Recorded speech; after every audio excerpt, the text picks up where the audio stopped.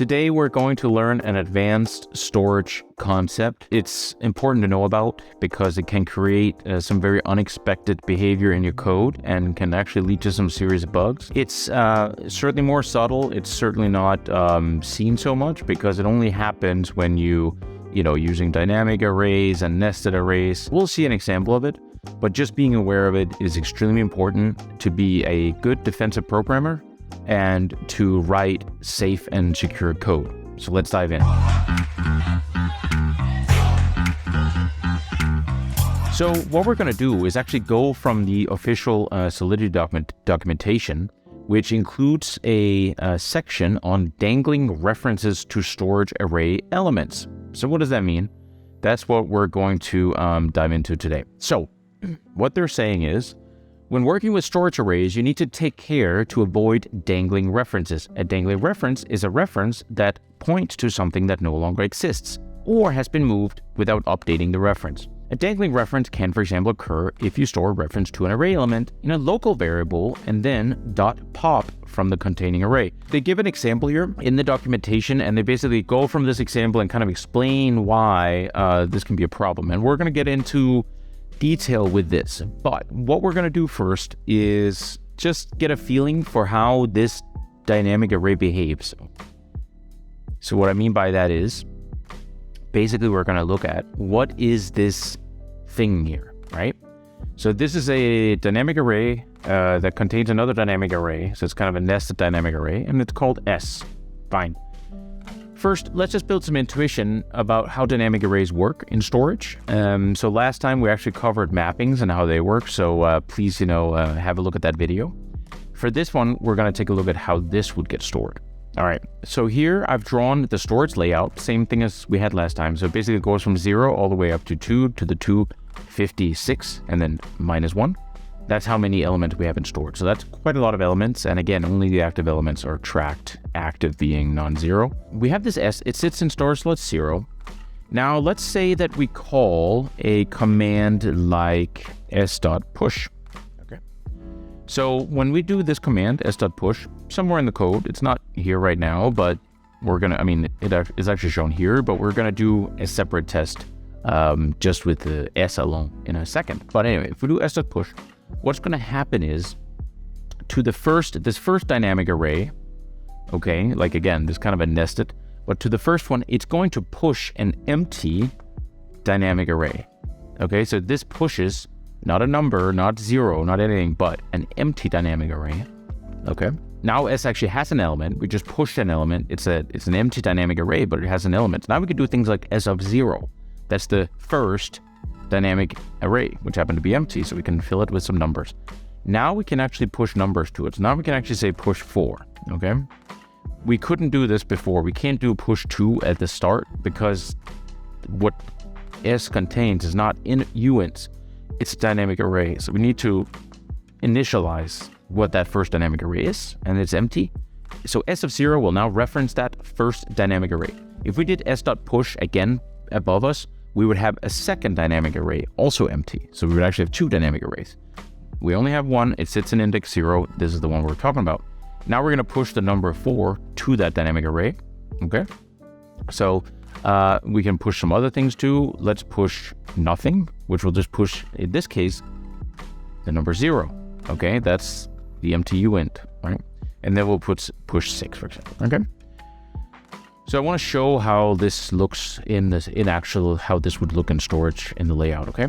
So s.push will do the following. If S is stored in a 0 slot, like it is down here in this contract C, when you do s.push, after you do that, what's going to happen is in the slot where the dynamic mapping sits, it's going to update the length of the array, the length of the dynamic array, okay? So this will change to a 1 because we have one element. Okay, it has nothing to do with any values or anything sitting there. It's just the length of the array. Now, just like last time with mappings for dynamic arrays, the compiler in Solidity does not know how many elements you're going to add to this dynamic array ever. So there's no way it can store it consecutively, right? If it could, for a fixed array it can, but for a dynamic array it can. But if it could, it would just start storing these elements consecutively, but that would lead to problems in general. because it can clash with storage slots ahead of it. Okay, because again, it doesn't know how many elements. Are you going to add 1 million elements or like 10, 1? Doesn't know. So the solution is to, like with mapping, just kind of like throw it into the big like array list of 2 to the 256 elements and, just land somewhere. Okay, so last time with the mapping, remember we were hashing the slot and the key, or rather the key and the slot in that order, but now we're just going to hash the slot. Okay, so what we're going to do is we're going to take this and we're actually just going to hash kind of like last time, the slot 0. All right, so this is not valid Solidity code, but it's a representation that you're hashing. The real code will be jtk.eth. You need to API encode it, but we'll see that in a second. But anyway, you hash this slot 0, and basically what happens is you go from here, you hash this slot, and you end up somewhere on this line. Let's say here. Okay, it's just some large number, like for the mapping. It's some huge, astronomically huge number, and that is where this start of. Okay, so when we do this push, okay, it pushes 1 element, so the length is here, and the empty dynamic array that's pushed will start here. Now that will have a length of 0 to start because there's nothing in it, but it will start right here.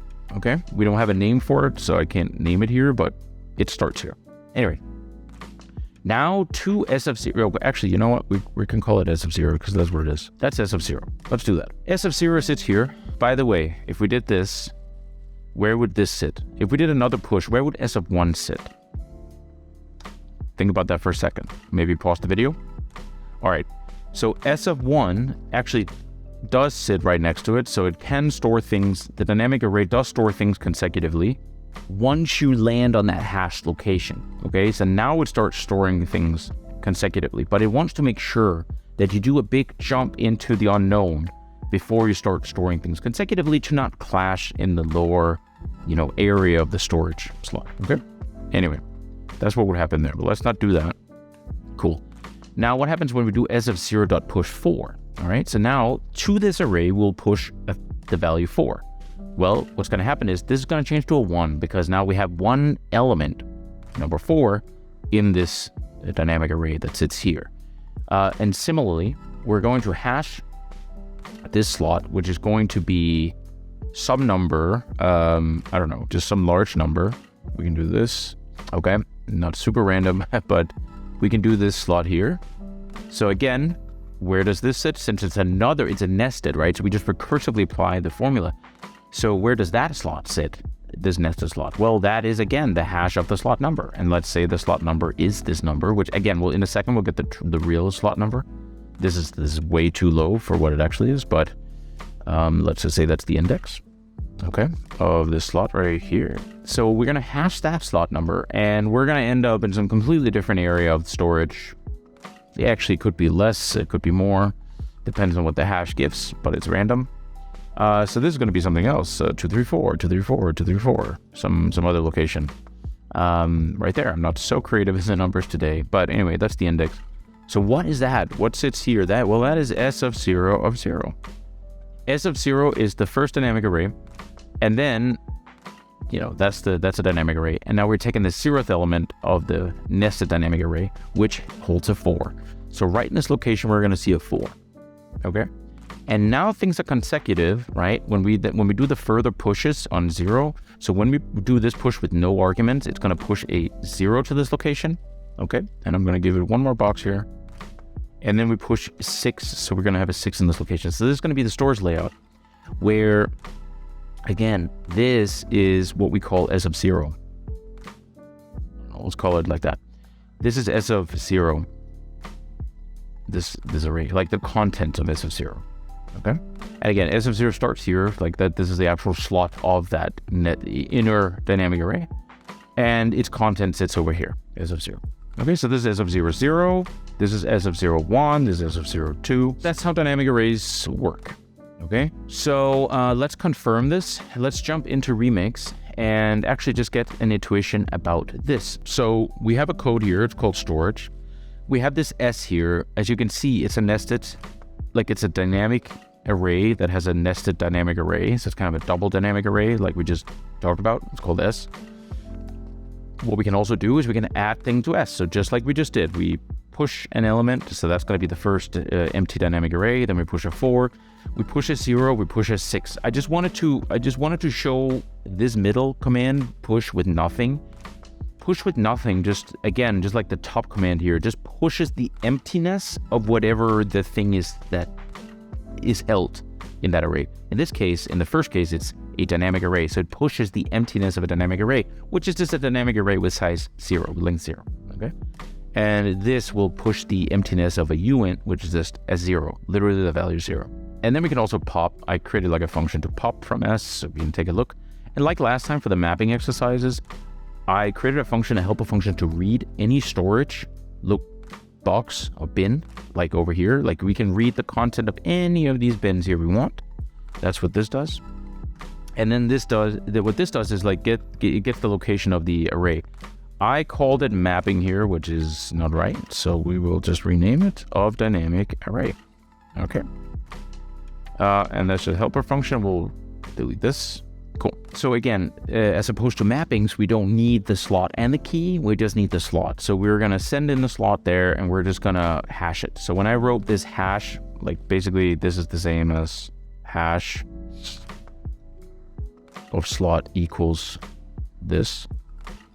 Okay. Just so you know, that's the notation. So that's the same as like what I wrote over here. This function here is this function right here. Okay. This hash. All right, let's try to deploy this and get an intuition about storage like we just drew it on the board. So when I click add, it's going to add an empty array, again, to that first element in S, and then S of 0 is going to push 4, it's going to push empty, it's going to push 6. So when I click this add, I just did, it's going to now have stuff in it, okay? Like this exact layout. So let's confirm this layout. So let's read the storage slot 0, okay? If we read the storage slot 0, what I'm saying is there will be a 1, okay? Why a 1? Well, because we pushed an empty dynamic array to S, okay? So that means the first element is kind of filled up. So we'll do that. And indeed, there's a 1, okay? Now we can actually go in and look at that nested that nested array, which should have 3 elements, okay? Now, where does that nested mapping sit? Well, we need to hash storage location 0 because S sits in storage location 0. So we're going to hash that, and that gives us this location. That is actually what is this number. Again, huge number, but that is what is that number, okay? So that's actually that index. Good. So now if we actually go look at that bin, again, should not be 1, right? Because we actually pushed 3 things to that array. So this is of length 3 now. 1, 2, 3. Okay. So we should see a 3 in this location, in this slot. There you go. That's a 3, right? You see that at the end. Great. So that's the length of that nested array. But where are the actual elements? For that, we need to actually hash this location again, this slot again. And that hash is going to be where the values start. So when I read this storage slot, what do we expect to see? Well, we expect to see a 4 because we're reading this slot right here. And I should do this, right? Because that's the number. So this is the array we're getting into. And this is a little wild. It takes up a lot of space, but there you go. Cool. So we should expect to see a 4 when I click this button here. And there you go, we see a 4. So now we are reading this storage slot right here. So when I increment that by 1, I should see a 0. And when we increment that by another 1, we should see a 6. All right, so let's confirm. So read storage slot here is 89. So the next one is 90. Okay, so that's a 0. Okay, and now a 91 should be a 6.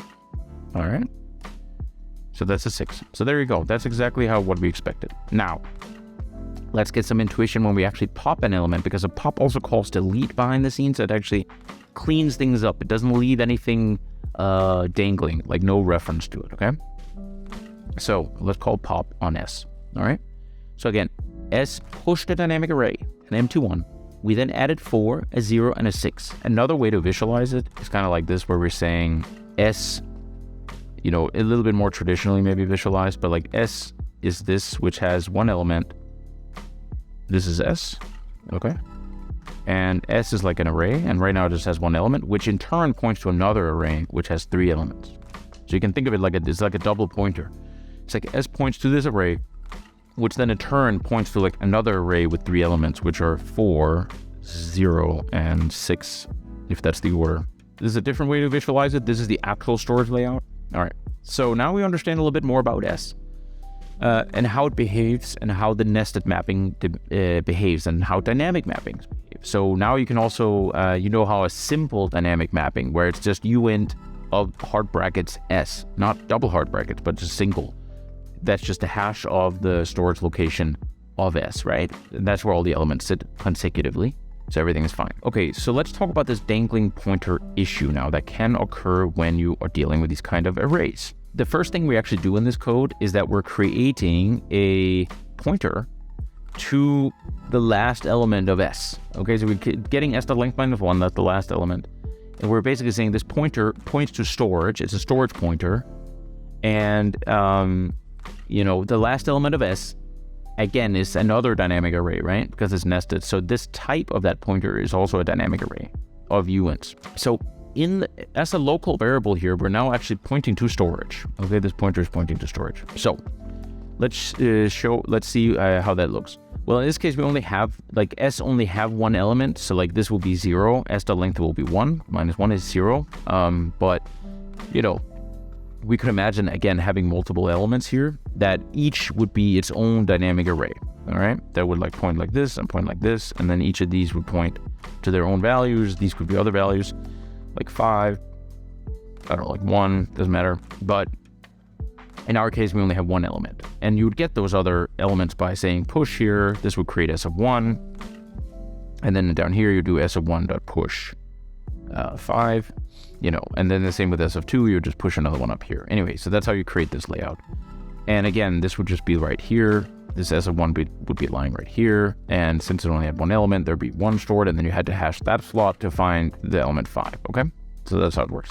Anyway, good. So we create this pointer. I want to show you how that looks. So when we actually create that pointer, what we're doing is we're actually pointing to basically s of 0, right? So we're making a pointer to this dynamic array s of 0 right here. Yeah, let's just point like that. Okay, so this pointer is pointing to this storage location right here. That's s of 0. Now we do s.pop. Okay, so I'm kind of using this red bar just to kind of be like an operation counter kind of thing. So s.pop, that's the next thing. If we do s.pop, remember I said everything gets deleted, right? So what happens when we do s.pop is that s.pop, since it only has one element, going to delete this to reflect it. After we do s.pop, this whole thing will be deleted. In fact, this whole thing will be deleted too. There's going to be nothing left. So what's going to happen is s of 0 is not going to exist anymore. Okay. This is, of course, not going to exist. This is not going to exist. This is all going to be deleted. Okay. So this is all going to be empty. There's nothing here now. We can't access these things anymore. There's nothing here, and s will go back to length 0. That's it when we do s.pop. That's what that'll do. Pointer, however, still points to this storage location right here. All right. Which will be 0. Now this is what's dangling. This pointer is dangling because we deleted things from S. Pointer was referencing something in S, right? We literally said it's S of this last element, right? Last element of S. So we intended to refer to S, right? It's like the last element, but we just did s.pop. The pointer is still around, okay? So this can create issues because now if we do pointer.push ox42, what's going to happen? Again, this pointer kind of exists on its own now, actually, even though it doesn't have anything to do with S, and that can be confusing because we actually intended it to, again, be S of something, like an element in S. Okay? So what happens when we do push ox42? Well, what happens is this pointer itself is a dynamic array. This is going to change to 1 because there's one element in it now. The hash of this index is going to go over here. I'm not going to like explicitly draw the hash function now, but you're going to have to hash the index just like before. And then over here, we're going to store an ox42. Okay, now fine, you might say, okay, whatever. This dangling pointer is doing this, but S is still 0, so what do I care? Well, let's see. If we now did s.push, okay, what do we expect? Well, the compiler doesn't assume that anything will clash in storage. It doesn't actually check anything. That's the first hint here. What I mean by that is when you do s.push, the compiler doesn't go out into memory where it would push that data and say, hey, is there already some non-zero data here? It doesn't do that. It just assumes it's 0. But when you do s.push, okay, now we're pushing an empty array, right?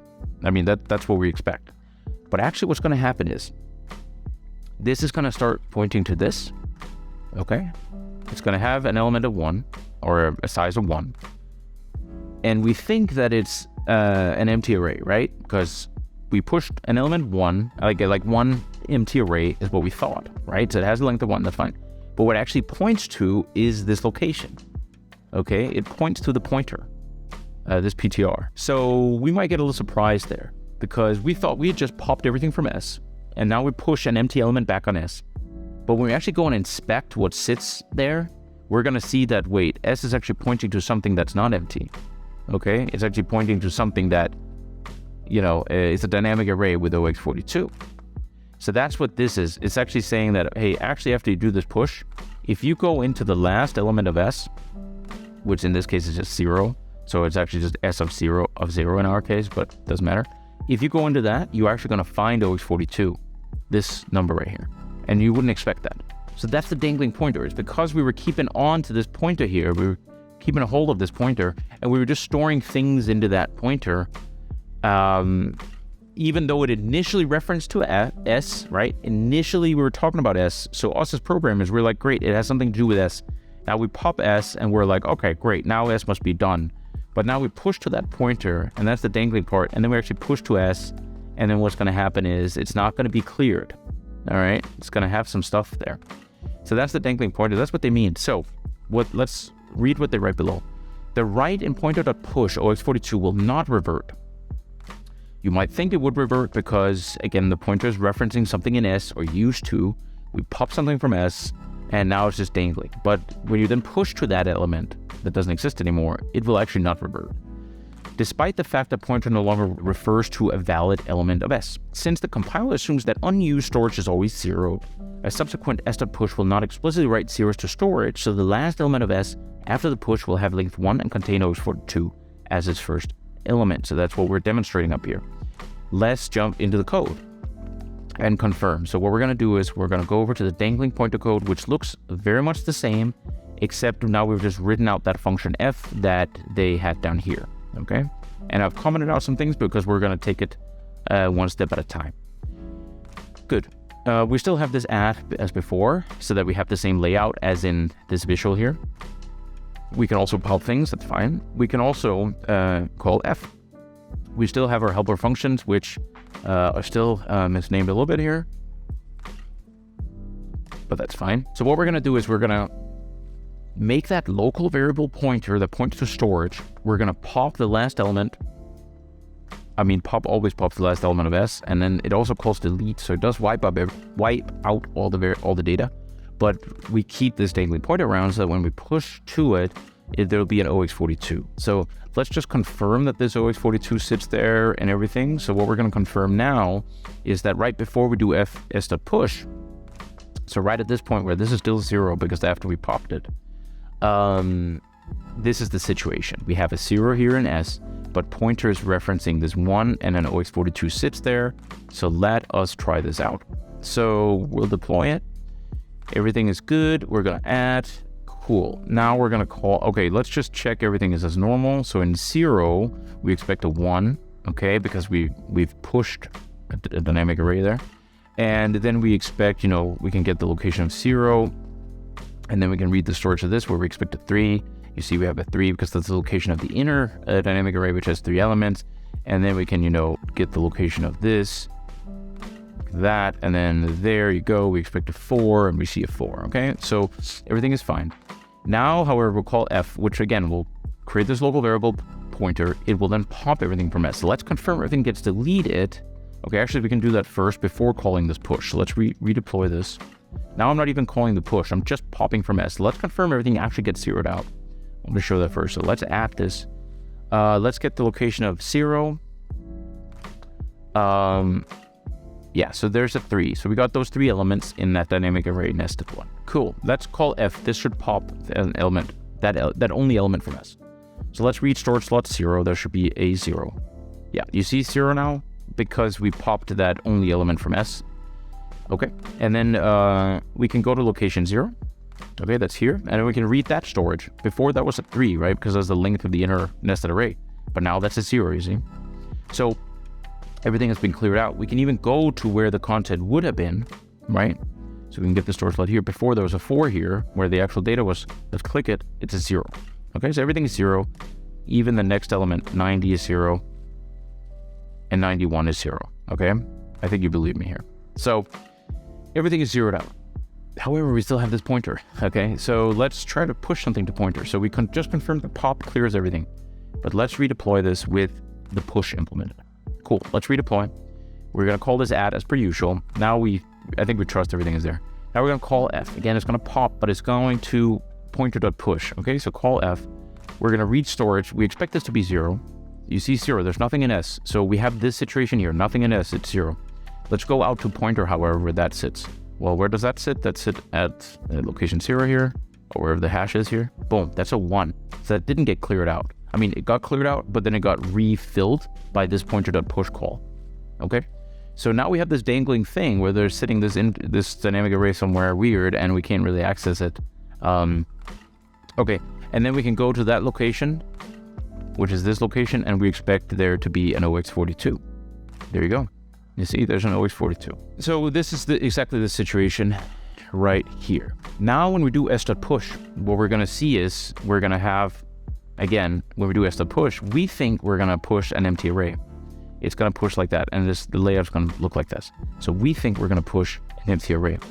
We are not, okay? So I'm gonna save that over here. I'm gonna redeploy it over here. We're going to call add, so that just fills it up, and then F, again, F will then pop everything, it'll pointer.push, and it'll s.push. So we think S is containing one element that is empty. So let's read this. This should be 1. Yes, it does contain one element, fine. And we expect this to be empty, so that when we go here and read this slot, this should be a 0. However, look at that, it's a 1. Okay, so not surprising right now to us, but if you hadn't done all this, it would have been surprising. So let's go read the storage slot of that and find 42. So you see that? So, you know, we can call the whole thing, which asserts that this is source 42. But the point is that S, you know, we thought that we had cleared S, and we hadn't cleared S. And that's what the dangling reference refers to in this part of the documentation of Solidity. So I hope you enjoyed this content. Really feel free to like and subscribe to my channel for more of this content. I'm going to deep dive into a lot more advanced and also simpler concept of Solidity and Ethereum and the blockchain. I really appreciate you watching, and I will see you in the next video. Thank you very much.